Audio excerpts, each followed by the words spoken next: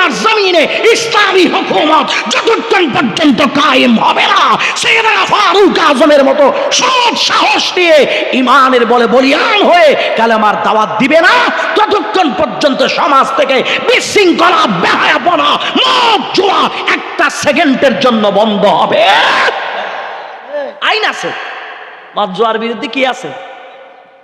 গত সরকার দেখবার পারছি, এরশাদ দেখছি, খালাদা দেখছি, কাসিনা দেখছি, ইনুস কাকু দেখছি, আগে পরে আইলে এটাও দেখবো আল্লাহ যদি হায়াত দেয়। কিন্তু আইন আছে, প্রয়োগ নাই। আইন আছে, বলেন না আইন আছে।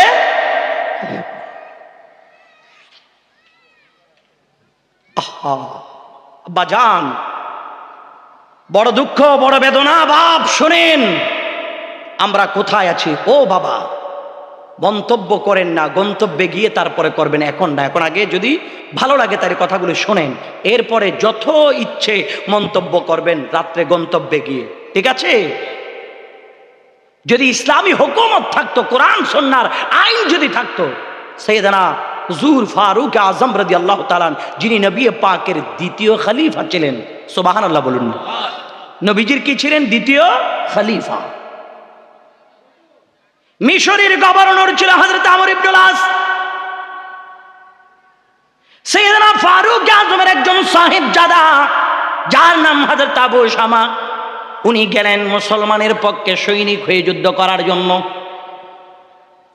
আমার বাজান, হঠাৎ করে পানির তৃষ্ণার কারণে তিনি ভিতরে ঢুকে একটা পানির পাত্রের মধ্যে পানি দেখলেন, তাড়াতাড়ি পানি নিয়ে পান করে ফেললেন। আসলে পানিগুলো কিসের পানি জানেন? আদা কাঁচা, আদা পাকনা, খেজুর বীজানো পানি, যেটা আমার বাজান 4-5 ঘন্টা ভিজলে নাবিজ হয়ে যায়। আর যদি বেশিক্ষণ ভিজতে থাকে তাইলে বন্ধু এটা মদেই পরিণত হয়ে যায়। আমার বন্ধু খেয়াল করে নাই, তিনি পান করে ফেললেন। পান করার পরে দেখা যায় শরীরের মধ্যে নেশা লেগে গেছে। যখন বাহিরে গেলেন, একজন নেশা করা মানুষের যেই শরীরের বডি ল্যাঙ্গুয়েজ থাকে, আচরণ থাকে, ঠিক সেভাবে আচরণ হলো। এই আচরণটা হওয়ার পরে সবাই বলে, ইসলামী জাহানের যিনি দ্বিতীয় খলিফা, যাকে ইবলিস শয়তান পর্যন্ত ভয় পায়, ওনার ছেলে কেমনে মদ পান করে?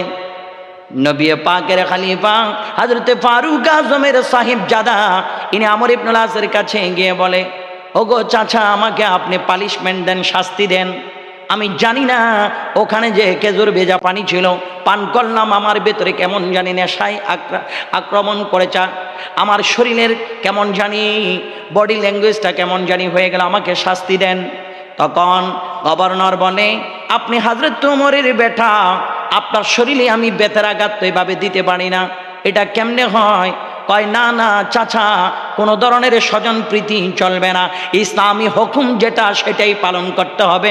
আল্লাহর নবীর খলিফা আল্লাহর দরবার থেকে চেয়ে আল্লাহকে বারবার বলে, আল্লাহ, মদ জুয়া নেশাগুলোর বিরুদ্ধে তুমি আয়াতে কারিমা নাজিল করো। বিধান করেছে কোনো মানুষ যদি মদ জুয়া নেশার সাথে যদি সম্পৃক্ত হয়, জনসমুদ্রে তাকে বেঁধে 80টা বেতের আঘাত তার শরীরে করবে। আল্লাহর নবীর খলিফা বেটা কয়, আমাকে আপনি 80টা বেতের আঘাত করেন। কয়, ভিতরে ঢুকেন, দরজা বন্ধ করে দিলাম, মানুষ যেন না জানি, এরপরে আপনার শরীরে বেতের আঘাত করব। আমার বাজান বেতের আঘাত করলেন। লম্বা ঘটনা সংক্ষেপ করে বলি, হযরত ওমরের সাহেবজাদা আব্বাজান এবার যখন বাবার কাছে গেলেন, বাবা খবর পাইছে ওনার ছেলে নেশা করেছিলেন, মদ পান করেছিলেন। হযরত ফারুক আজম বলে, কি জানো, আমার কাছে কেন আসলা? সন্তান ডাক দিয়ে বলে, আব্বারে, আমি মদ পান করেছি, অপরাধী হয়ে আসি নাই, অপরাধের শাস্তিগুলো আমি বুক করে নিরপরাধ হইয়া আব্বাজান আমি আপনি ওমরের সামনে আসলাম। আর একটু জোরে বলুন না সুবহানাল্লাহ। আব্বাজান আপনার সামনে আসলাম আমি। হযরত ফারুক আজম বলে, তোমাকে যে প্রহার করলো, আঘাত করলো, এই প্রহার করেছে দেখলেন এমন 2 জন ব্যক্তি যদি সাক্ষী থাকে, আমি ওমরের সামনে তুমি হাজির করো। আল্লাহু আকবার বলবেন না? আল্লাহর নবীর কলিজার টুকরো খলিফা হযরত ওমরের ন্যায় নীতি শাসন কেমন ছিল দেখছেন নি ভাই? পুত্রী, তোমার যে মিশরের গভর্নর পানিশমেন্ট দিল, দেখছে এমন কেউ থাকলে দুইজন আমি উমরের সামনে হাজির করো। হযরত উমরের সাহিবজাদা কয়, আব্বারে, আমাকে তো উনি দরজা বন্ধ করে আঘাত করেছেন, কেউ তো দেখেন নাই। এটা আমি মেনে নিতে পারবো না রে বেটা, আমি মেনে নিতে পারবো না। আল্লাহর দরবারে আমি উমর অপরাধী হয়ে যাব রে। এসো, তোমাকে আমি আল্লাহর হুকুম মেনে, ইসলামের বিধান মেনে তোমাকে আমি 80টা বেতের আঘাত করবো। এদিকে আসো। শক্তি কেমন, পাওয়ার কেমন! সাইয়েদনা ফারুক আজম এমন জুড়ে জুড়ে কলিজার টুকরো সন্তানের শরীরে 80টা বেতের আঘাত করলেন। তার কটা দিন পরে আল্লাহর নবীর খলিফার সাহেবজাদা শাহাদত বরণ করে ফেললেন। ইন্না লিল্লাহি ওয়া ইন্না ইলাইহি রাজিউন, ইন্তেকাল করে ফেললেন। আমার বাজান একদিন হযরত ওমর বাদশাকে দেখার জন্য গেলেন। বাবা, তোমার কি খবর? ছেলে ডাক দেয়া কয়, বাবারে যেভাবে প্রহার করেছেন আমি তো আর বাঁচার কোনো কথা না, বাবা শরীরে খুব ব্যথা। হযরত ফারুক আজম বলে, বাবারে মনে করো না আমি তোমাকে আদর যত্ন করি না, তোমার প্রতি মায়া নাই সেটা মনে করো না। আল্লাহর হুকুম পালন করতে গিয়ে আমি আমার আইন পালন করেছি, কিন্তু বাবা হিসেবে যতটুকু ছেলের প্রতি দরদ মায়া থাকার এক চুল পরিমাণ আমার কাছে তোমার প্রতি দরদ কম নাই। আরেকটু জোরে বলুন না সুবহানাল্লাহ। আল্লাহর নবীর খলিফা সাইয়েদনা ফারুক আজম ছাড়ে কথা বলে না, ছাড়ছে? সারে নাই। মসজিদের সভাপতি চুরি করলাম মাপ, কথা কোন ঠিক কিনা? মসজিদের সেক্রেটারির পোলা যদি মাইয়া নিয়ে পলাই যায় এটা মাপ। মাদ্রাসার সেক্রেটারি যদি ছেলে যদি আবার ট্যাবলেটের ব্যবসা করে এটা মাপ আছে না নাই?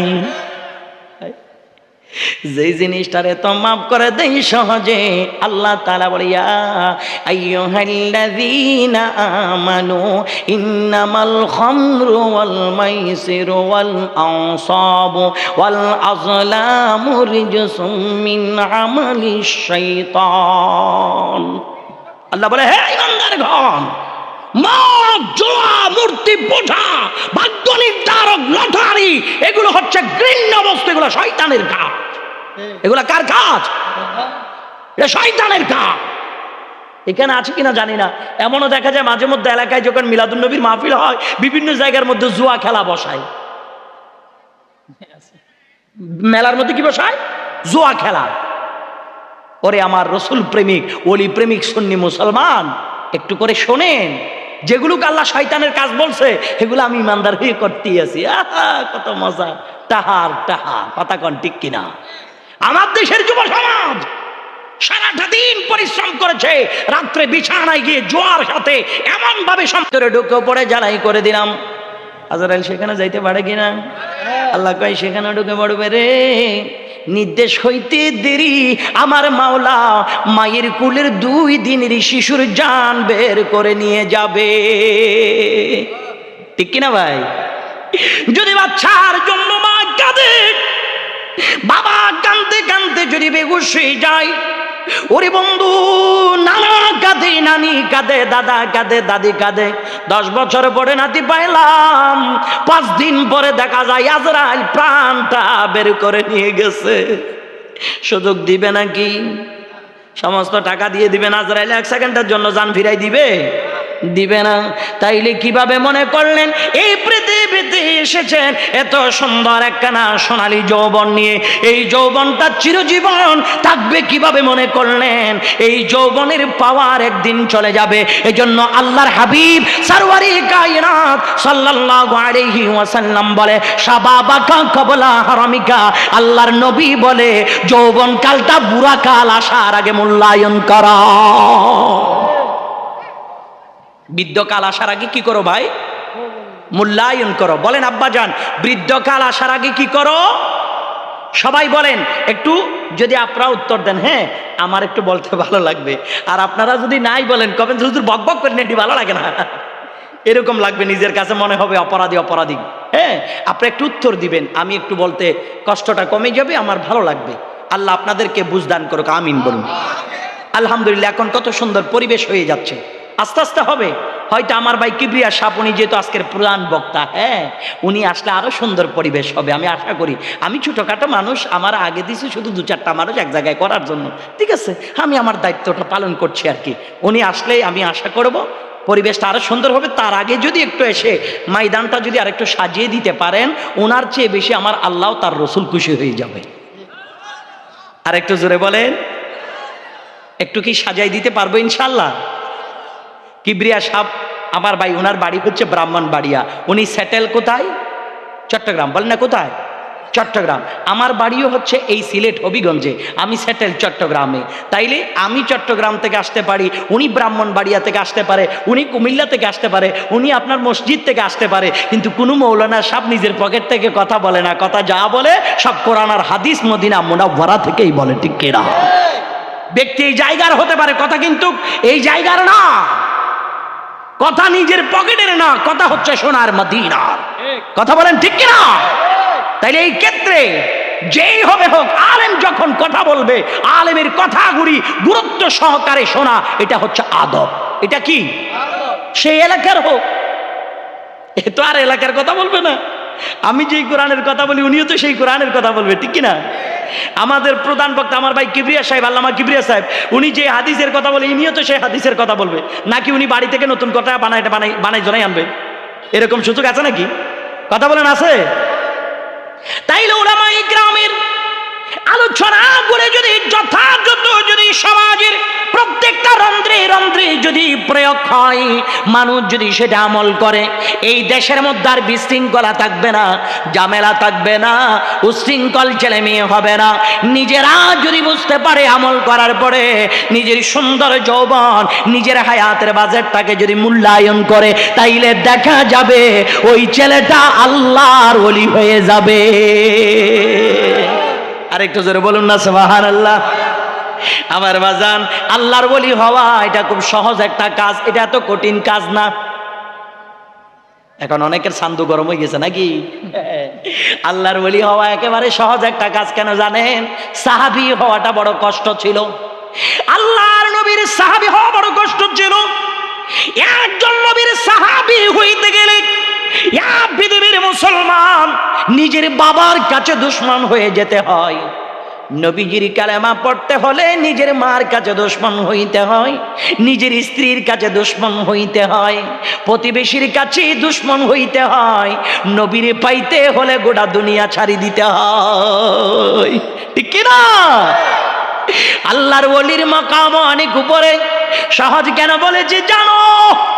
আমার নবী যে হাদিস পাকের মধ্যে বলে, ওয়ামা ইয়াজালু আবদি ইয়াতাকাররাবু ইলাইয়া বিন-নওয়াফিল, বান্দা যখন নফল ইবাদত করা শুরু করে দেয়, নফল ইবাদতের মাধ্যমে বান্দা একটা পর্যায়ে আল্লাহ রাব্বুল আলামিনের বন্ধু হয়ে যায়।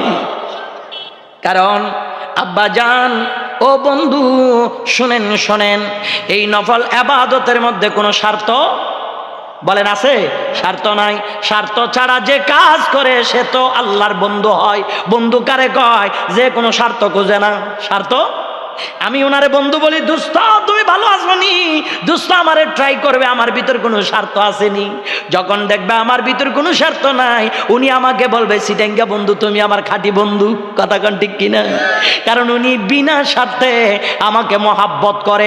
আর নফল ইবাদত হলো নিঃস্বার্থ একটা ইবাদত। ওই নিঃস্বার্থ ইবাদত যখন করে, আল্লাহ তাআলা বান্দার কাতার থেকে আলিদা করে নিয়ে নিয়ে আল্লাহর বন্ধু হিসেবে গ্রহণ করে নেয়।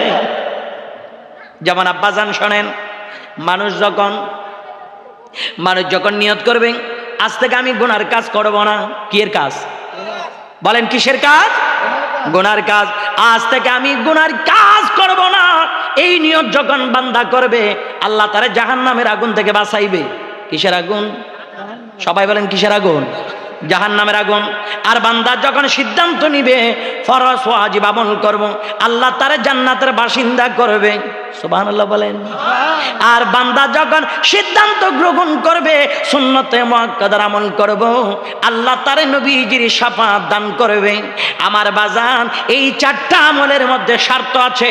এক নাম্বার, যদি গুনার কাজ ছেড়ে দিই, শর্ত হলো জাহান্নামের আগুন থেকে বাঁচা।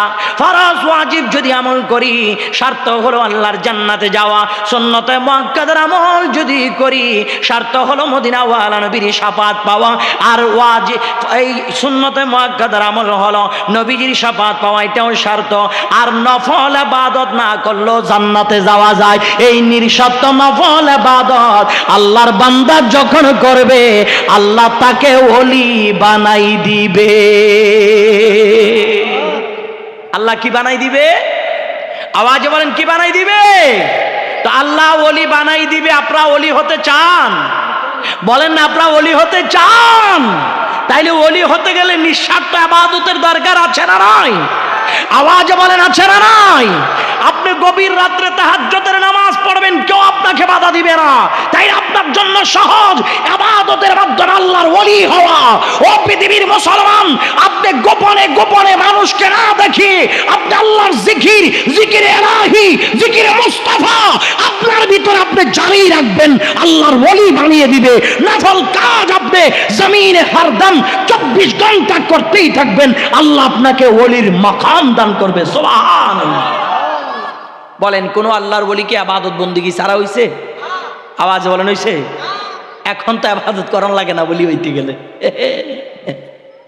এখন ওলি হইতে গেলে ইবাদত লাগে না। ওলি হইতে গেলে একটা সাদা একটা সালু মালু পেছন লাগে। আমি কিন্তু গলি ভক্ত, মনে করেন না আমার এই 3টা ভাই বসছে কইমি আকিদার। আমি কিন্তু কইমি না, আমি হলাম আহলে সুন্নাত ওয়াল জামাত। আমার কথাগুলি এরকম একবার শেষা বাংলা সোজা, হজম করবার পারলে করেন, না পারলে কানটা ধরি আমার নামাই দেন, কোনো সমস্যা নাই। আমি অলি প্রেমিক, আমি অলির বিরুদ্ধে নয়। মনে করেন না যে হুজুর এটা কি কোনো কইমি নাকি আউরি গ্রামের বিরুদ্ধে ককে? না, আমি অলির বিরুদ্ধে না, হক্কানি অলির পক্ষে। তবে কোন বন্ধ মুনাফিক ব্যবসায়ীর পক্ষে আমি না। বন্ধ কখনো অলি হয় না, আল্লাহর অলি কখনো বন্ধ হয় না। কথা বলেন, বন্ধ কখনো কি অলি হয়? আর আল্লাহর অলি কখনো কি বন্ধ হয়? তাহলে দুটোটা জিনিসের মধ্যে পার্থক্য আছে না নাই? আওয়াজ বলেন, আছে না নাই? বন্ধ হওয়া যায় নামাজ ছাড়া, রোজা ছাড়া, হজ ছাড়া, যাকাত ছাড়া, ইবাদত ছাড়া, রিয়াজত ছাড়া, মুস্তাফার দুরূদ ছাড়া, কিন্তু ওলি হওয়া যায় না। বলেন, ওলি হওয়া যায় না। ওলি হতে গেলে ইবাদত লাগে। কি লাগে? রিয়াজত লাগে, তাকওয়া লাগে, আল্লাহর ভয় লাগে, অন্তরে ইশকে মোহাব্বত রাসূলের প্রতি লাগে, তারপরেই ওলি হওয়া যায়। ঠিক না বেটে? আওয়াজে বলেন, ঠিক কি না? তাইলে বলেন, এই ইবাদতগুলো করলে আপনাকে কি কেউ বাধা দিবে? বলেন, আপনাকে কেউ বাধা দিবে? আপনি যদি মসজিদে নামাজ পড়েন, আপনি ফরজ নামাজের পরে নফল নামাজ পড়বেন, আপনাকে কি কেউ বাধা দিবে ভাই? বলেন না, বাধা দিবে? তাহলে আপনি যে পড়েন, এটা তো আপনারই দোষ। কি রে ভাই, এটা তো আপনারই দোষ। রমজান মাস আপনি রোজা রাখেন না, অথচ আপনার গালে দাঁড়িয়ে আছেন, এটা তো আপনারই দোষ। আপনি প্রতিদিন ফজরের নামাজের পরে ঘরের মধ্যে কোরআন তিলাওয়াত করেন না, এটা আপনারই দোষ। আপনি করতে পারলে তো বরকত আসবেই, অথচ মুসলমানের ঘরে প্রত্যেকটা ঘরে টেলিভিশন আছে, কিছু না থাকলেও। একবার টেলিভিশন না থাকলেও কিন্তু এরকম বড় বড় একটা মোবাইল আছে। কথা বুঝতে পেরেছেন? গান বাজনা বেহায়াপনা সব কিছু চলে, কিন্তু দুর্ভাগ্যজনক বিষয়, আমার মুসলমানের সন্তান, মুসলমানের ঘরে আল্লাহর কোরআনের তিলাওয়াত নাই। 10 বছর 20 বছর আল্লাহর কোরআন আছে কিনা তাও সন্দেহ। পুরো ঘর যদি আপনি তালাশ করেন, একটা কোরআনুল কারীম পাইবেন না। কিন্তু দেখেন, দামি দামি বিভিন্ন দামি দামি কোম্পানির আসবাবপত্র, ফার্নিচার, এগুলোর অভাব আমার মুসলমান ভাইয়ের ঘরে নাই। আছে, কিন্তু একটা জিনিসের অভাব, সেটা হচ্ছে আল্লাহর কোরআন নাই। নামাজের একটা জাইমাস্তা নাই, 2টা টুপি নাই, একটা তাসবিহ নাই, একটা মেসওয়াক না। বড় দুর্ভাগ্য মুসলমান। আমি আপনি কোথায় আছি? আল্লাহর দরবারে আমরা চেহারা কিভাবে দেখাবো? বড় কষ্ট হয় কি জানেন? আব্বা জান শোনেন, আমার তরুণ যুব সমাজ একটু শোনেন, মাঝে মধ্যে আমার তরুণরা মোটরসাইকেল চালায় না? কি বলেন আব্বা, চালায় কিনা? মোটরসাইকেল যখন চালাই, কাউকে আমি ছোট করার জন্য বলছি না আব্বাজান, নিঃস্বার্থে কথাগুলো বলছি। কেউ যদি এটা নিয়ে ভিন্ন প্রক্রিয়ায় নিয়ে যান তাহলে আমার করার কিছু থাকবে না। মোটরসাইকেল যখন চালাই আমরা মনে করি আমার এই গোটা দেশ যেমনে মন চায় হেমনে চালায়, নিজেও মরে 2-4 জনেরও মারো, আছে না নাই? নিজেও মরে আরো 2-4 জনেরও মারে। কিন্তু বন্ধু একটা জিনিস চিন্তা করে দেখেন, মাঝে মধ্যে দেখবেন রাস্তাঘাটে যখন মোটরসাইকেল অ্যাক্সিডেন্ট করে, হ্যাঁ, তখন পুলিশ লাশটা শনাক্ত করার জন্য আসে। আসার পরে পকেটে হাত দেয়, তার এনআইডি কার্ড আছে কিনা দেখে যে মানিব্যাগের মধ্যে এনআইডি কার্ড নাই। তাহলে এনআইডি কার্ড যখন নাই, এবারটা কি মুসলমান না ও মুসলিম এটা তো আর বুঝতে পারে না। তখন কি করে, পকেটে হাত দিয়ে দেখে একটা টুপি আছে কিনা। কি উত্তর দেন না? কি? আবার হাত দিয়ে দেখে একটা তসবিহ আছে কিনা, আরো হাত দিয়ে দেখে একটা মেসওয়াক আছে কিনা। যখন 3টা জিনিসও না থাকে তখন পুলিশ বেটা চিন্তা করে কাপড়টা উল্টাই দে, কাটানা নাকি ডাইরেক্ট। এমনি হাসতেছেন, কথাটা কিন্তু খুব গুরুত্বপূর্ণ। আমি মুসলমান, আমি দাবি করি আমি মুসলমান, আমার পকেটে মোবাইল থাকে, আমার পকেটে এটিএম কার্ড থাকে, যেখানে যাব সেখানে ব্যাংক থেকে টাকা উঠানোর জন্য। আমার হাতের মধ্যে দামি ঘড়ি থাকে, আমার চোখের মধ্যে দামি চশমা থাকে, আমার পরনে দামি পোশাক থাকে। আল্লাহর হাবিব সাল্লাল্লাহু আলাইহি সাল্লামের সুন্নাহ একটা মেসওয়াক, একটা টুপি, একটা তাসবিহ আমি মুসলমানের পকেটে থাকে না। তাহলে এবার আমি যদি কোথাও অ্যাক্সিডেন্ট করি, আমি যে মুসলমান সেটা বুঝবে কেমনে? আমার এনআইডি নাই, আমার ওখানে নাম লেখা নাই, পুলিশ হয়তো জানবেন আমার নাম কি, আমি মুসলিম না হিন্দু। তখন এই জিনিসগুলো তালাশ করে এগুলো যখন না পাই তখন তার লজ্জাস্থান চেক করে সে মুসলিম নাকি অমুসলিম। ও আব্বা জান, এই জন্য বলি শোনেন, এই পৃথিবীতে যে সুস্থ শরীরটা নিয়ে আল্লাহর জমিনে বেঁচে আছেন এটার শুকরিয়া আদায় করেন, এটা শুকরিয়া আদায় করেন। আল্লাহর হাবিব সাল্লাল্লাহু আলাইহি ওয়াসাল্লাম বলে ওয়াসিহাতাকা কাবালা সুকমিকা, আল্লাহর নবী বলে সুস্থ শরীরটা অসুস্থ হওয়ার আগেই তোমরা মূল্যায়ন করো। আল্লাহু আকবার। এই সুস্থ শরীরটা অসুস্থ হওয়ার আগেই মূল্যায়ন করো, কারণ একদিন যখন তুমি অসুস্থ হয়ে হাসপাতালের বেডে শুয়ে যাবা রে ভাই, হাসপাতালের বেডে যখন শুয়ে যাবা তখন তুমি খুব আফসোস করবা, হাই রে আমার বন্ধুটা মোটরসাইকেল চালায়, আমার বন্ধুটা কত ভালো ভালো ঘুরানিতে ঘুরে, আমার বন্ধুটা দামি দামি খায়, সব কিছু খায়, আমি পারি না। মুখের মধ্যে মাস্ক লাগানো, নাকের মধ্যে পাইপ ঢুকানো, লিকুইড খাবার আপনাকে খাওয়ানো হয়, তরল খাবার দিয়া, স্যালাইন দিয়া, ক্যানোলা লাগায়া আপনাকে বাছাই রাখছে। কিন্তু আপনি যখন সুস্থ ছিলেন তখন আপনার কপালটা একবারও আল্লাহর কুদরতের কদমে ঝুলাইতে পারেন নাই। যখন আপনি সুস্থ ছিলেন একবারই জবানে আল্লাহর হাবিবকে সালাম দিতে পারেন নাই। যখন আপনি সুস্থ ছিলেন তখন একবারও আপনি ফজরের নামাজের পরে কোরআনের তিলাওয়াত করতে পারেন নাই। যখন আপনি সুস্থ ছিলেন তখন একবারও একজন মুসলমানকে সালাম দিতে পারেন নাই। যখন আপনি সুস্থ ছিলেন তখন একবারের জন্য আপনার প্রতিবেশী গরিবের কবর রাখতে পারেন নাই। যখন আপনি ভালো ছিলেন তখন একবার আল্লাহর জিকির করেন নাই। আর অসুস্থ হওয়ার পরে আপনি শুধু চিন্তা করেন কি হবে এখন আমার, কি হবে এখন আমার। ওই টাইমে চিন্তা ভাবনা করলেও কোনো লাভ হবে না ভাই, কোনো লাভ হবে না। আছে যখন সোনালী যৌবন, আল্লাহর কাছে শুকরগুজার করে বলো, আল্লাহ তোমার ওই বান্দার চেয়ে আমি ভালো আছি, আল্লাহ রে আমাকে তুমি সুস্থ রেখেছো। আল্লাহু আকবার বলুন। খলাকাল ইনসানা ফি আহসানি তাকওয়িম, কত সুন্দর করে আল্লাহ তাআলা আপনাকে আর আমাকে বানিয়েছেন। আমি বলি কিছুই নাই, ভালো আসনি? না না না, বালা নাই, বালা নাই, বালা নাই। কে কয় নাই না, এটা বুঝা মুখে রে, তুমি ভালো খাও এই জন্য তুমি ভালো থাকো, আমার জায়গায় আসলে বুঝবো আমি কেমন আছি। না, এই অবস্থা খুবই খারাপ, বলেন অবস্থা খুবই খারাপ। হাই হাই হাই আফসোস। আল্লাহর নবী মুসা কালিমুল্লাহ, হ্যাঁ, উনি আল্লাহর দরবারে যাচ্ছে, পথের মধ্যে এক লোক পায়া কয়, ওগো আল্লাহর নবী আপনি কই যান? আল্লাহর সাথে কথা কওয়ার জন্য যাচ্ছি। ঠিক আছে যাচ্ছেন যখন আল্লাহকে জিগাবেন আমার সম্পদ কমবে কেমনে, হিটে একটু আল্লাহরে জিগাইয়েন। ঠিক আছে জিগা মনে। আর কদ্দুর যাওয়ার পর আরেক বেড়া পাইছে, কদ্দুর যাওয়ার পরে আরেক বেড়া পাইছে। হ্যাঁ কই যান? ওগো আল্লাহর নবী আপনি কই যান? আল্লাহর সাথে কথা কবার জন্য যাচ্ছি। এই টাংটুক করেন না চাচা, আমিও খাই না, কাউরে খাওয়াইবেন না, খবরদার সব বন্ধ, বইয়ে থাকেন, বইয়ে থাকেন, ওয়াদের টাইমে কোনো খানা পিনা নাই বহেন। আর কদ্দুর যাওয়ার পরে তখন আরেকজন পায়, আপনি কই যান? আল্লাহর সাথে কথা বলার জন্য যাচ্ছি। আল্লাহকে একটু জিগাবেন আমার কিছুই নাই, কেমনে সম্পদ আসবে এটা একটু আল্লাহরে জিগাইয়েন। নবী মুসা কালিমুল্লাহ আল্লাহর সাথে জিগায় কথা কয়, আল্লাহ তোমার এক বান্দা কইছে সম্পদ বাড়ি যায় কমবে কেমনে একটু বুদ্ধি দাও, আরেক বান্দা কইছে কিছুই নাই সম্পদ বাড়বে কেমনে একটু বুদ্ধি দাও। আল্লাহ কয় যে বেটার সম্পদ বেড়ে যায় এরে কবা আলহামদুলিল্লাহ বলা বন্ধ করে দিতে, আর যারা একদমই নাই তারা কবা প্রত্যেকদিন আলহামদুলিল্লাহ কইতে। সুন্দর করে আল্লাহ নবী আইসা পথের মধ্যে পাইছে দুইজনের এ কথা বুঝাই দিছে। এরে যখন কইছে তোমারে কইছি আলহামদুলিল্লাহ বলা বন্ধ করলে তোমার সম্পদ কমে যাবে। বেড়াই কয় আল্লাহ তাআলা এত নিয়ামত দিচ্ছে, দেওয়ার পরে কি আলহামদুলিল্লাহ না বলে পারি? এটা আল্লাহ পাকের নিয়ামত, লা ইন শাকারতুম লা আযীদান্নাকুম। তো আল্লাহর নিয়ামতের শুকর আদায় করছে বিদায় আল্লাহ নিয়ামত আরো বাড়াই দিতেই আছে। সুবহানাল্লাহ কন, আরো জোরে কন না সুবহানাল্লাহ। আর ওই বেড়া কয় যে গাইছেন কিছু কহা জিগাইছে তো কি বলছে কন? হয় তোমারে কইছে আলহামদুলিল্লাহ বলতে সব সময়। আরে আপনি যে আলহামদুলিল্লাহ কবার জন্য বলছেন আমাকে আল্লাহ বলছে, কি আমার এমন আছে আমি যে আলহামদুলিল্লাহ কব? আমার কি আছে এমন? তোমার কিছুই নেই। কয় আমার এই লিঙ্কটি গানা আছে মাত্র, পড়নের লিঙ্কটি গানা দেখায় কয় আমার মাত্র এটাই আছে। একটু পরে এমন জুড়ে এক বাতাস শুরু হলো যে পরনের লিঙ্কটি আছে এটা উড়িয়ে চলে গেছে গা। ওয়ালা ইন কাফারতুম ইন্না আযাবি লাশাদীদ। আল্লাহ আমাদেরকে বুঝদান করুক, আমিন বলুন।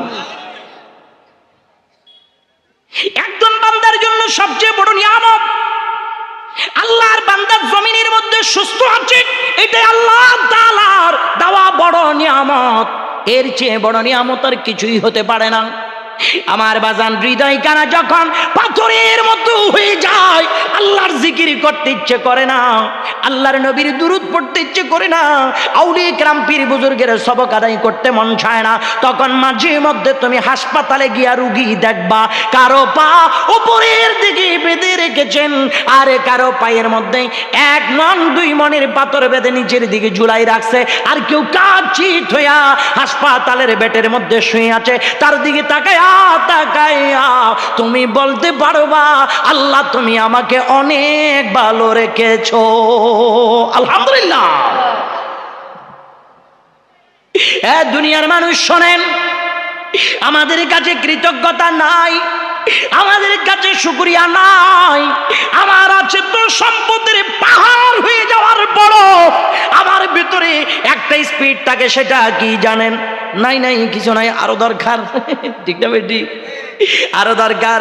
অথচ আল্লাহ তারে এমন দিছে নিজে খাইয়া পুরা আনাম গ্রামের মানুষরে খাওয়াইতে পারবে, অথচ দেখা যায় প্রতিবেশীর কোনো খবর রাখে না, নিজে ভালো মতো খায়। এরকম আল্লাহর বান্দাও জমিনের মধ্যে আছে না নাই? অথচ আল্লাহর হাবিব বলে, এ নবীর উম্মত শোনো, আমার নবী বলে উম্মত তুমি যখন হাতের মধ্যে কোনো ফল ফলাতে নিয়ে নিজের ঘরে যাবা, তোমার প্রতিবেশী যদি দেখে প্রতিবেশীর হক, ওখান থেকে কিছু ফল ফ্রুট তাদেরকে দেওয়া, আর যদি দিতে না চাও তাইলে গোপনে গোপনে নিয়ে যাও, তারা যেন না দেখে। আল্লাহু আকবার। কোন নবীর কথা বললি রে ভাই? কোন নবীজির কথা শুনছেন আপনারা? যেই নবীকে আল্লাহ রাব্বুল আলামিন বলেছেন ওয়া ইন্নাকা লাআলা খুলুকিন আযীম। আল্লাহ আমার নবীকে মহান চরিত্রের অধিকারী বানাইলো। আমার নবী উম্মতের তো কবর রেখেছে। শুধু এটা না, আশ্চর্য হয়ে যাবে কি জানেন, আমার নবী বলে উম্মত তুমি যদি গ্রামের মধ্যে কোনো বাড়ি করো, তোমার পাশের বাড়িওয়ালাকে তুমি জিজ্ঞেস করবা, বড় উঁচা দালান যখন তুমি করবা, তোমার পাশের বাড়িওয়ালারে জিগাইবা, বড় দালান করার কারণে হয়তো বাতাস তাদের ঘরে নাও লাগতে পারে, তারা আলু বাতাস থেকে একেবারে দূরে সরে যাবে, তাদেরকে জিগাইবা, জিগাইয়া অনুমতি নিয়ে তুমি বাড়ি ঘর করবা। আল্লাহর নবী কোন কোন দিক উম্মতের জন্য খবর রাখে দেখেন। এটা প্রতিবেশীর হক। নবীজি বলে ঘরের মধ্যে মাংস রান্না করবা, তোমার মাংসের পাতিলের মধ্যে পাশের বাড়ির প্রতিবেশীর হক আছে। ওই মাংসের জুলের গ্রান যদি তোমার প্রতিবেশীর নাকে চলে যায়, সে হয়তো মনে মনে বলবে আমার কাছে নাই বিদায় আমি খাইতে পারি না, খাইতে পারে এমন ভাবে রান্না করো পাশের বাড়ি প্রতিবেশী কেউ যেন শোক রান্না পায়, আর না হয় বেশি জুল দিয়ে করো, অন্তত পক্ষে 1 পেয়ালা জুল হলো প্রতিবেশীরে যেন তুমি খাওয়াইতে পারো। ও নবীর উম্মত, আমার নবী কত চিন্তা করলেন উম্মতের লইয়া। আমার নবী কত চিন্তা করলেন উম্মতের লইয়া, উম্মত কিভাবে চলবা। আমার নবী সব পদ্ধতি বাতাই দিছে রে, আমার নবী সব পদ্ধতি বাতাই দিছে। এই নবীর উম্মত হইয়া 1000 কোটি টাকার মালিক হওয়ার পরে আমি আমার আপন ভাইয়ের খবর রাখি না, আমার ভাতিজার খবর রাখি না, আমি আমার ছেলে মেয়েদের খবর রাখি না। কোটি কোটি টাকার পাহাড় এই তো আছে, আরো লাগবে। একটা গাড়ি কেন 5টা গাড়ি লাগবে রে? এই বেটার 10টা বাড়ি ঢাকায় আছে, আমার একটা মাত্র, আমার আরো 10টা করা লাগবে। আল্লাহর নবী বলে তার দিকে তাকাইয়া তুই আফসোস করিস না রে উম্মত। উম্মত রে তুই তাকাবি কার দিকে জানো? তুই যখন ভালো আইটেমের মুরগি পোলাও জলদা বিরিয়ানি দিয়ে উম্মত তুই খাবি, তাকাবি কার দিকে জানি? তোর পাশে একজন পান্তা ভাত আর পুরা মরিচ খায়, মুরগি পোলাও জর্দা বিরিয়ানি মাসে একবারও দেখে না। তার দিকে তাকায়া তাকায়া আল্লাহর দরবারে শুকরিয়া আদায় করে বল, আল্লাহ তারে তার থেকে আল্লাহ তোরে অনেক ভালো রাখছে। আরেকটু জোরে বলুন না সুবহানাল্লাহ। এখন শুধু প্রতিযোগিতা হয়, আমার কেন নাই, আমার কেন নাই। আব্বারে আল্লাহ তাআলা মারহাবা বলুন না, মোহাব্বত কি? মোহাব্বত। আল্লাহ কবুল করুক, আমিন বলুন। আল্লাহ তাআলা এত কিছু দিলেন, এত নিয়ামত দিলেন, দেওয়ার পরও ও আল্লাহর বান্দা শুকরিয়া নাই, শুকরিয়া নাই। আমি আমার প্রতিবেশীর কথা বহু পড়ে বললাম, নিজের আপন ভাইয়ের খবর রাখে না। এরকম আমাদের সমাজে পিসাব আছে না? নাই আছে না? একবারে বুজুর্গ 5 ওয়াক্ত নামাজ পড়ে, কিন্তু নিজের ভাইয়ের খবর রাখে না। ঈদের সময় নিজের পোলা মায়ের ভালো মতো খবর দেয়, কাপড় দেয়, পোশাক দেয়। নিজের ছোট ভাই আর পোলো মায়ের একটা কাপড়ও দেয় না। এরকম আছে না ভাই? আছে না? আছে না? কি লাভ? এই সম্পদের পাহাড় আজকে আছো কালকে নাই। মাওলা যখন ডাক দিবে, সারা পৃথিবীর মায়া মমতা লোভ লালসা সম্পদের পাহাড় সব কিছু রেখেই তো তুমি চলে যাবা রে ভাই, সব কিছু রেখেই তো তুমি চলে যাবা। যাবা যেখানে সেই ঘরটা তোমাকে দৈনিক ডাক দিয়ে দিয়ে বলে, আমি কবর, আমি মাটির ঘর, আমি মাটির ঘর, অন্ধকার, আমার কাছে আসতে হবে। ওই মাটির ঘরে তুমি কি নিয়ে যাবা বন্ধু বলো? ছেলের জন্য ব্যাংকে টাকা ডিপোজিট করলা, মেয়ের জন্য 2 বিঘা জমি ক্রয় করলা, নিজে টাকার জন্য এসি আইপিএস লাগাইলা, যেটা তো তুমি চিরস্থায়ী থাকবার পারবা না। হয়তো তোমার এখন না হয় কালকে চলে যাওয়া লাগবে। যে কবরটা তোমার জন্য চিরস্থায়ী ঠিকানা, যে অন্ধকার কবরে তোমাকে যেতে হবে, আমাকে যেতে হবে, ওই কবরের হিসাবটা করলাম না রে।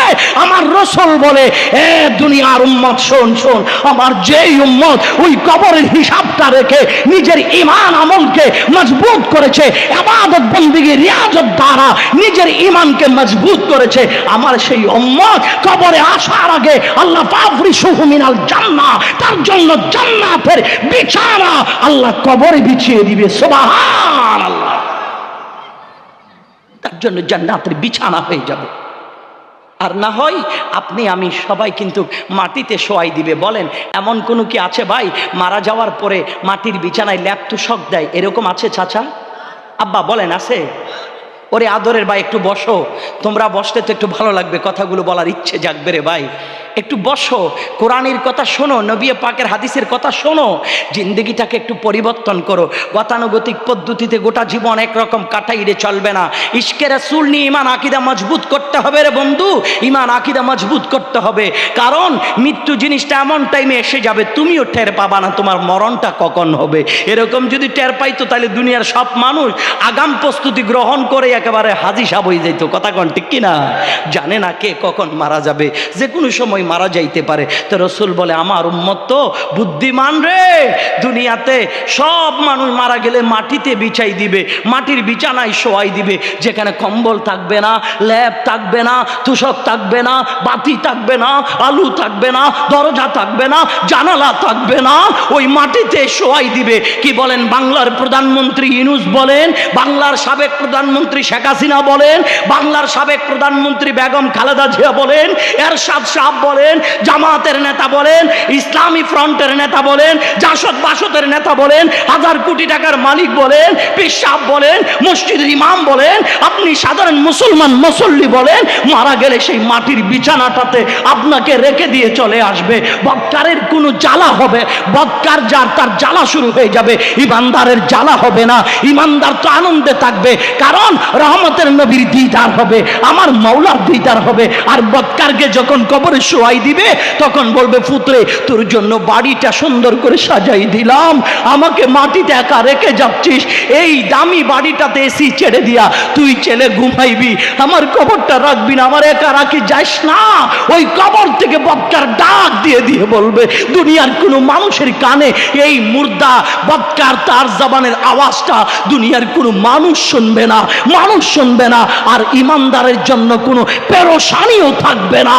ইমানদার যখন ওই কবরে যাবে, রাসূল বলে তার জন্য জান্নাতি বিছানা আমার আল্লাহ আগেই বিছাই দিবে। সুবহান, আর একটু জোরে বলুন না সুবহানাল্লাহ।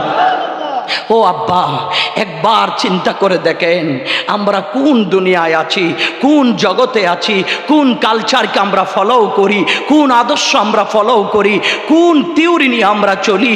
আমরা যেই থিওরি নিয়ে আছি হয়তো সেই থিওরিটা ভুল হতে পারে, এটা আমার সাথে জাস্ট নাও হতে পারে। আমি একটু পরিবর্তন চাই, আমি একটু পরিবর্তন করতে চাই, সুন্নতি জীবন গঠন করতে চাই, নবী পাকের মহাব্বত তাজিমের জীবন গঠন করতে চাই, আল্লাহর ওলির আশেক করতে চাই। আশেক কখনো ফাসিকের মতো নামাজ ছাড়ে না, আশেক কখনো ফাসিকের মতো খারাপ কাজ করে না। তাই না, আমি যখন ভালো কাজের দিকে আগাবো, এই ভালো কাজের দিকে আগাইলে খুশি হবেন কে? আওয়াজে বলেন না কে? আল্লাহ। আল্লাহ আল্লাহ খুশি হবে বান্দার উপরে। তুমি তো জানো না ভাই, তুমি তো জানো না, তুমি যখন কোনো অপরাধ করবা, তুমি যখন কোনো অন্যায় করবা, তোমার অন্যায় হওয়া মাত্র দেশের পুলিশ তোমাকে তালাশ করবে। খোঁজ ভালো করে খুঁজে নে, কোথায় লুকিয়ে আছে দেখ, তার ভালো মতো শায়েস্তা করতে হবে, রিমান্ডে নিয়ে ভালো রিমান্ড দিতে হবে, পিটাইতে হবে। দোষ কি জানেন? অপরাধ করেছে। বলেন কি করেছে ভাই? বলেন কি করেছে? অপরাধ। তালাশ কর কোথায় লুকিয়ে আছে, ইন্টারপোলের মাধ্যমে বিদেশ থেকে তারে নিয়ে আয়, ভালো মতো পানিশমেন্ট দে। এ জগতের মানুষ, একবার ভালো করে বিবেককে সজাগ করে একবার শুনে নাও না, দুনিয়ার মেম্বার খুঁজে তোমাকে পিটাবে, চেয়ারম্যান খুঁজে পিটাবে, তোমাকে এমপি খুঁজে পিটাবে, মন্ত্রী খুঁজে পিটাবে, সেনাবাহিনী খুঁজে পিটাবে, তোমাকে বন্দি করবে, তোমাকে শাস্তি দিবে, তোমাকে সাজা দিবে। একবার জিগাও না আমার আল্লাহর কাছে, আল্লাহ তুমি খুঁজো কি জন্য বান্দাকে? আল্লাহ বলে, বান্দা আমি তোরে খুঁজি মাফ করে দেওয়ার জন্য। সুবহানাল্লাহ, আমি আল্লাহ তোরে খুঁজি মাফ করে দেওয়ার জন্য। আয় আয় লা তাকানা তুমি রাহমাতিল্লাহ, তওবার দরজা খোলা, বান্দা আল্লাহর কাছে চা। আল্লাহরে বল, আল্লাহ গভীর রাত্রে তাহাজ্জুদের নামাজে সিজদায় পড়ে আল্লাহকে বল, আল্লাহ তুমি আমাকে মাফ করে দাও। দুনিয়ার কোনো পুলিশ আমাকে ছাড়বে না, সেনাবাহিনী ছাড়বে না, র্যাব আমাকে ছাড়বে না, সবাই আমাকে পেলে আমাকে ফাঁসির কাস্টে ঝুলাবে। আল্লাহ এমন একজনের কাছে আমি বান্দা অপরাধী হয়ে সিলিন্ডার করলাম। আল্লাহ আমার অপরাধ যদি সারা পৃথিবী পরিমাণ হয়ে যায়, তোমার রহমতের সাগরে এটা জাররা পরিমাণ, এটা জাররা পরিমাণ। আল্লাহ তুমি যদি ফিরিয়ে দাও, আমাকে আর কেউ রিসিভ করবে না। আল্লাহ আমাকে ফিরিয়ে দিও না। আল্লাহ বলে, আয় আয় বান্দা আয়, আমি মাওলা তো তালাশ করছি তোকে বুকে নিতে। সুবহানাল্লাহ, তোরে কুষ্টি ক্ষমা করে দিতে। ওই আল্লাহর কাছে চান না ভাই, আল্লাহর কাছে ফরিয়াদ জানান। আল্লাহর ওলিগণ তো এত বড় জগৎ বাসা ওলি হওয়ার পরও আল্লাহর কাছে প্রার্থনা করেছেন। সুবহানাল্লাহ বলুন না, আর একটু জোরে বলুন না সুবহানাল্লাহ। হুজুর বড় পীর গৌসে পাক আব্দুল কাদের জিলানী, কষ্ট হচ্ছে না? আমাদের কিবরিয়া ভাই আসে নাই? আসছে? আমার মনে হয় পাবলিকের কষ্ট হচ্ছে, অনেকে আসলে ভালো হয়। হ্যাঁ না, হ্যাঁ আপনি করেন, হ্যাঁ সিগন্যাল নেবেন। আচ্ছা, তাহলে একটা অনুরোধ রাখবো ভাই, উঠবেন বসবেন এই বিশৃঙ্খলা করেন না, একটু বসেন না ভাই, একটু বসেন, নবীর বাগানে বসেন। আসতেছেন ঠিক আছে, মেনে নিছি, কিন্তু একটা পরিবেশের একটা সৌন্দর্য আছে না আব্বা, এটা আদবের জায়গা। এটা কিসের জায়গা বলেন আব্বা? এটা আদবের জায়গা রে বাপ। বাপ আপনি আপনার ওস্তাদের সামনে কত বিনয়ী হয়ে যান না, আপনার বাবার সামনে বিনয়ী হয়ে যান না, আপনার মার সামনে বিনয়ী হয়ে যান, আপনার মুরব্বীর সামনে বিনয়ী হয়ে যান। আপনি তো এই মুহূর্তে আল্লাহ তার রসুলের সামনে, ঠিক কিনা? তো আল্লাহ রসুলের সামনে যদি বিনয় দেখাইতে না পারেন, মা বাবা আর উস্তাদকে বিনয় দেখায় লাভটা কি? আল্লাহ রসুলের সামনে তো বিনয় দেখাইতে হবে। আল্লাহ তার রসুল তো দেখে আছে আপনাকে আমাকে, আমার আচরণ কীরকম হচ্ছে। যদি আমার আচরণ দ্বারা আল্লাহ তার রসুল যদি কষ্ট পেয়ে যায়, ইন্নাল্লাযীনা ইউযুনাল্লাহা ওয়া রাসূলাহু লা'নাহুমুল্লাহু ফিদ দুনিয়া ওয়াল আখিরাহ, আল্লাহ লানত দুনিয়া আখিরাতে নাজিল হয়ে যাবে আল্লাহ রসুল যদি কষ্ট পায়। আমরা আল্লাহ রসুলকে কষ্ট দেব? বলেন কষ্ট দেব? আল্লাহ রসুলকে ভালোবাসেন সবাই? আল্লাহ কবুল করুক, আমিন বলুন। একটু দুরূদ শরীফ পড়ুন, আল্লাহুম্মা আলা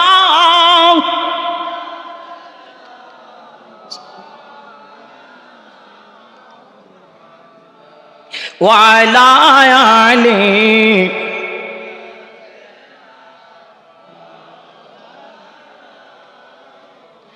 লক্ষ কোটি সালাম জানাই হাবিব আপনার রওজাতে, দয়া করে সুপারিশ করবেন রোজ হাসরের ময়দানে। আল্লাহুম্মা সাল্লি আলা সাইয়্যিদিনা মাওলানা মুহাম্মদ ওয়া আলা আলি সাইয়্যিদিনা।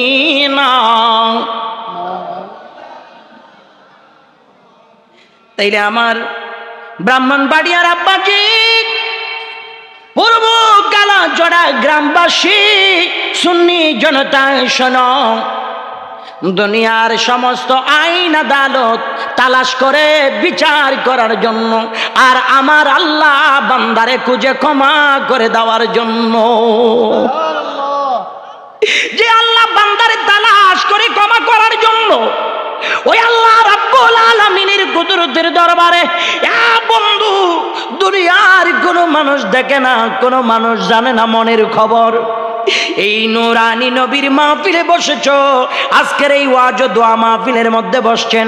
আব্বারে মনে মনে শুধু একটা নিয়ত করবেন, আল্লাহ রাব্বুল আলামিন, আমি এত অপরাধ করলাম, আমার বউ জানে না, আমি এত অন্যায় করলাম, আমার ছেলে মেয়ে জানে না, আমার প্রতিবেশী জানে না, আমি গোপন গুনাহ করলাম।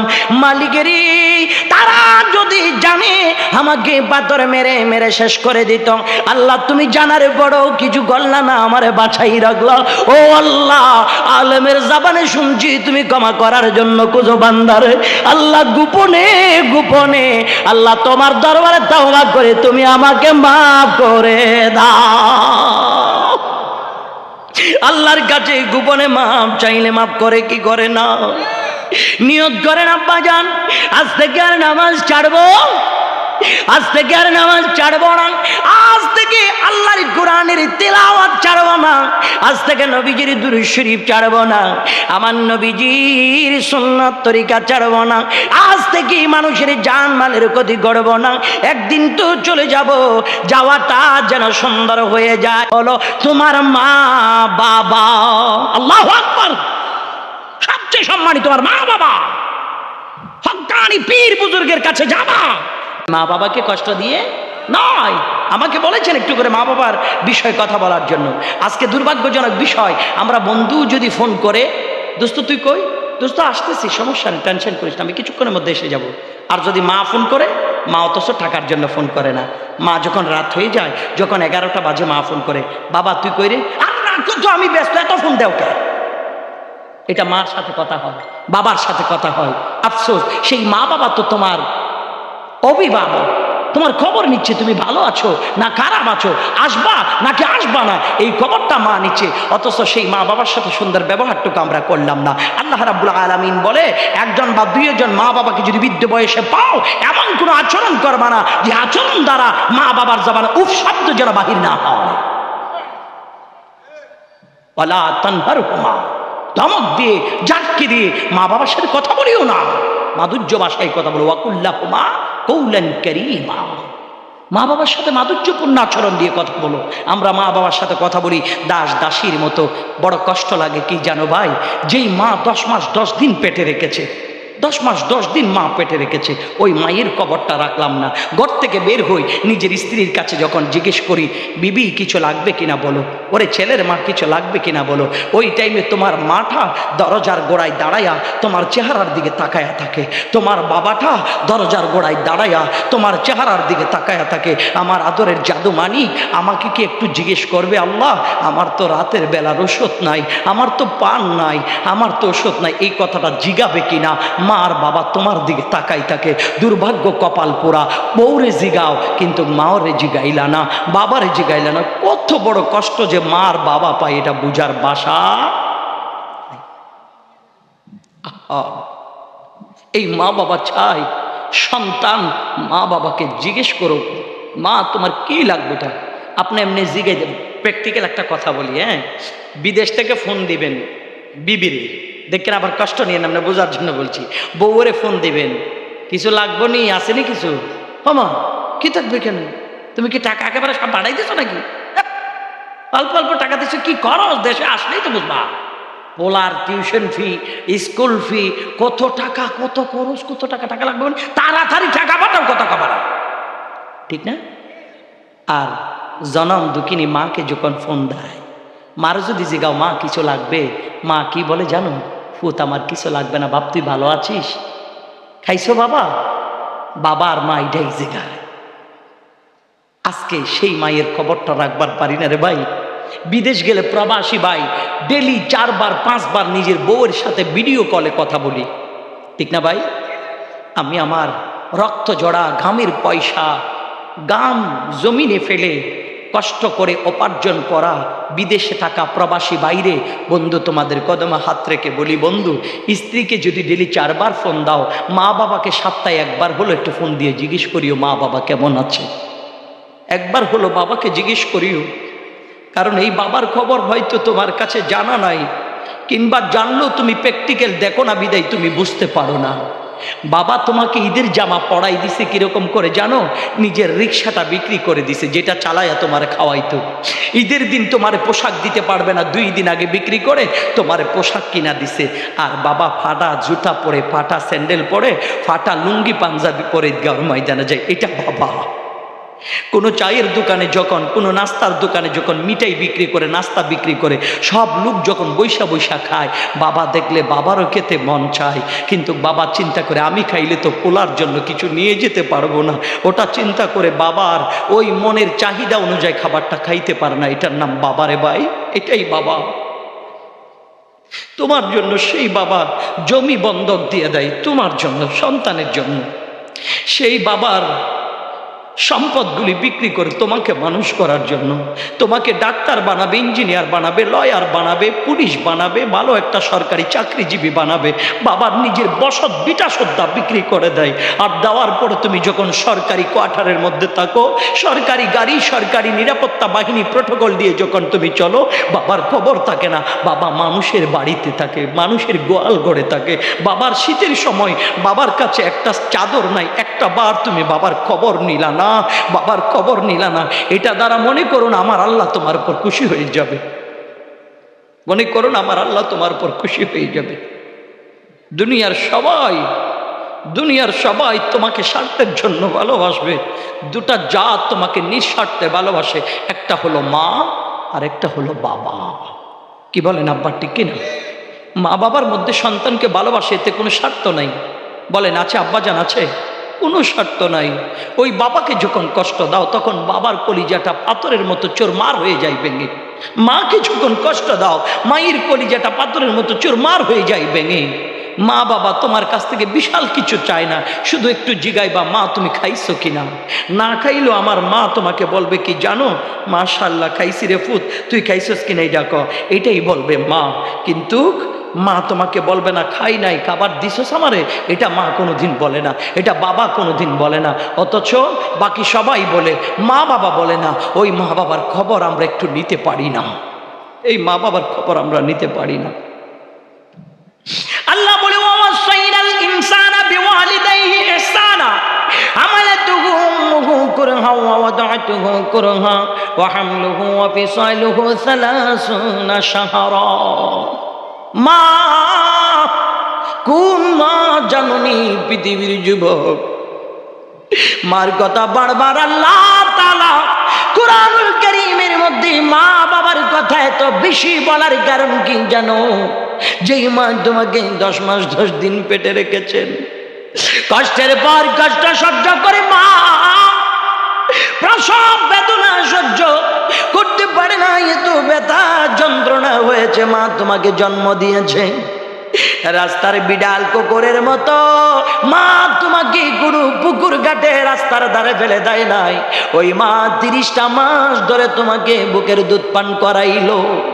দুনিয়ার সব মানুষগুলো একটু ব্যথা যন্ত্রণা যদি হয়, পেরেশানি যদি বেড়ে যায়, সমস্ত মানুষগুলো মানুষকে ছেড়ে দেয়। আমার আব্বা জান একজন ছাড়ে না, সেটার নাম হলো মা, সেটার নাম হলো বাবা। ছাড়ে না, ছাড়ে না, ছাড়ে না, কোনোদিন ফেলে চলে যায় না। যত কষ্ট হবে হোক গো, এটার নাম মা, এটার নাম হলো বাবা। কোনোদিন ছেলে মেয়েরে ফেলে কিছু খায় না। বাসার মধ্যে যদি খাবারের কোনো ভালো আইটেম রেডি করে, সব ছেলে মেয়েরা খাওয়ার পরে যদি একটা ছেলে না খায়, একটা ছেলে যদি না খায়, ছেলেটাকে ভালো মতো খাওয়ানোর জন্য শেষের যেই তরকারিটাই মা মুখের মধ্যে দেয় না, আদরের ছেলের জন্য রেখে যায়। এই মারে যে কষ্ট দাও, এই মারে যে কষ্ট দাও, আমার আল্লাহর আরশের মধ্যে কষ্ট লেগে যায়। ওই মা বাবা যদি রাজি হয়, ওই মা বাবা যদি সন্তানের উপর রাজি হয়, আমার রাসূল বলেন মা বাবা যদি কোনো ছেলের উপর রাজি হয়, তার উপর আমার আল্লাহ তাআলা রাজি হইয়া যায়, আমার আল্লাহ তাআলা তার উপর রাজি হয়ে যায়। এরে বান্দারে, হজ করতে গেলা, বড় হাজী সাহেব হয়ে গেলা, হজ করে হজ আল্লাহর দরবারে কবুল হয়েছে কিনা গ্যারান্টি দিতে পারবা না। অমুক জায়গায় বিল্ডিং দালান বেঁধে দিলাম, ওটা আল্লাহর দরবারে কবুল হয়েছে, ওটা তুমি গ্যারান্টি দিতে পারবা না। মা দুঃখিনী যদি দোয়া করে, বাবা যদি দোয়া করে, আমার নবীজি গ্যারান্টি দিয়েছে আল্লাহর দরবারে কবুল, আল্লাহর দরবারে কবুল, আল্লাহর দরবারে কবুল। এই জন্য মার মনে বাবার মনে কোনো সময় ভুলেও কষ্ট দিবা না। মা বাবা ব্যথা পাইলে দুনিয়া আখিরাত সব কটা তোমার বরবাদ হয়ে যাবে। মারে বুঝে তুমি চিল্লা না। বন্ধু, মাঘ মাসের শীতের মধ্যে বিছানায় যখন তুমি ছোট্ট শিশু পায়খানা প্রস্রাব করে দাও, বিছানা তুমি ভিজিয়ে ফেললা, শুকনো কোনো গাতি নাই, কাপড় নাই, কেতা নাই, সব কটা ভিজাই ফেললা, শুকনো কোনো কাপড় নাই, তোমাকে মড়াইয়া রাখবে। মাকে জানো, মাকে জানো রে যুবক, যেই মা শরীরের স্বপ্ন আঁচলটা দিয়া তোমারে পেঁচাইয়া সিনার উপর রাখে, পিঠটা প্রস্রাবের ঠান্ডা জায়গার মধ্যে লাগাইয়া যিনি সারা রাত ঘুমায়, এটার নাম হলো জনম দুঃখী মা। আল্লাহু আকবার। এটার নাম হলো মা।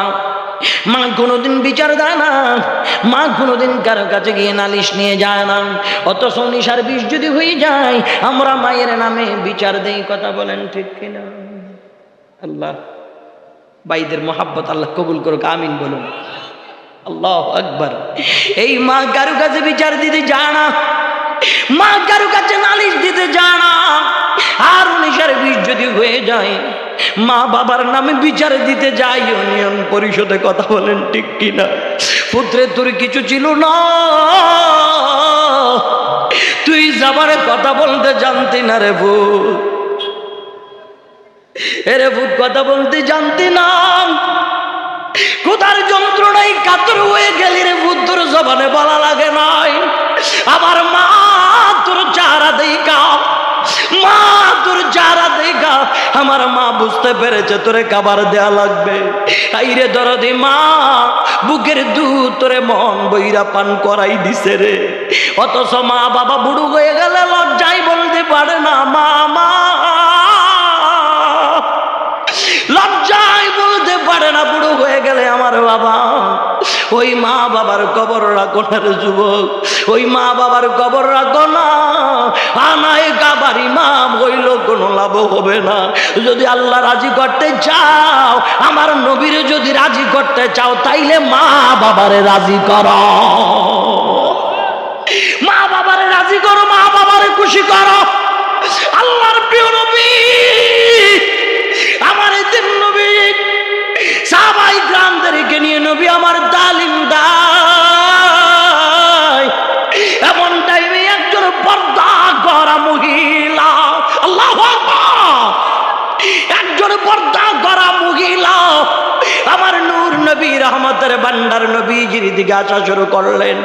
আল্লাহর হাবিব বসা থেকে দাঁড়াইয়া আমার নবী নূরানি চাদর মুবারক জমিনের মধ্যে বিছাই দিলেন। মহিলাটা আসিয়া আল্লাহর নবীর বিছানো চাদর মুবারকের মধ্যে বসে গেলেন। সাহাবায়ে কেরাম আমার নবীজির কদমের মধ্যে আরজি পেশ করলেন, আকা ইয়া রাসূলুল্লাহ, হাবিব তিনি কে? ইয়া রাসূলুল্লাহ, যার জন্য সারা জাহান বসা থেকে দাঁড়ায়া যায়, যেই নবীর সম্মান প্রদর্শন করার জন্য দাঁড়ায়া যায়। ইয়া রাসূলুল্লাহ, যার নূরানি সৃষ্টি না হলে আল্লাহ তামাম জগৎ সৃষ্টি করতো না, গোটা কায়নাতের সাজাইতো না। নবী গো, আপনি দাঁড়াইলেন, তিনি কে? তিনি কে? আল্লাহর নবী জবান গুইলা কই, সাহাবী রে, সাহাবী, আমি নবী ছোট্টবেলায় আমার মারে হারাইলাম, আমি আমার মারে হারাইলাম। আমার বাবার জন্মের পরে হাজ আব্দুল্লাহর চেহারা আমি নবীজি দেখি নাই। ও সাহাবীরা, ইনি কে তুমি জানোনি? সাহাবী, তোমরা জানোনি? এটা হলো আমার দুদুমা হালেমা তো সাদিয়া। আল্লাহু আকবার, এটা হলো আমার দুদুমা হালেমা তো সাদিয়া। ও নবীর উম্মত, নবীজি যদি দুদুমা হালেমা তো সাদিয়াকে যদি এত সম্মান করতে পারে রে ভাই, আমরা কি নিজের মারে সম্মান করতে পারবো না? মার প্রতি সম্মানের দরকার আছে না নাই? আওয়াজে বলুন, আছে না নাই? বাবার প্রতি সম্মানের দরকার আছে না নাই? এই মা, এই বাবা তোমার জন্য তো কিছু করলেন। বাবা যখন রাস্তার মধ্যে দিন মজুর হইয়া কাজ করতে যায়, বাবা যখন রিক্সা চালায়, ওই বাবাকে কোনো একটা গাড়িতে যদি তার রিক্সাটা লেগে যায়, দামি গাড়ির মালিকটা বের হইয়া বাবার মাথার মধ্যে জোরে জোরে থাপ্পড় লাগায়, বাবা মনটা ভেঙে যায়। এর বড় চোখের পানি জড়ায় না।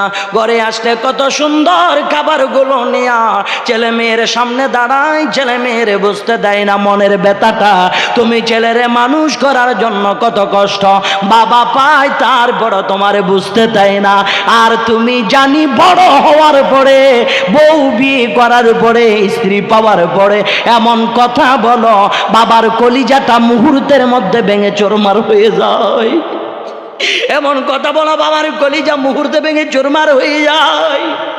এই বাবার তুমি চিনলা না?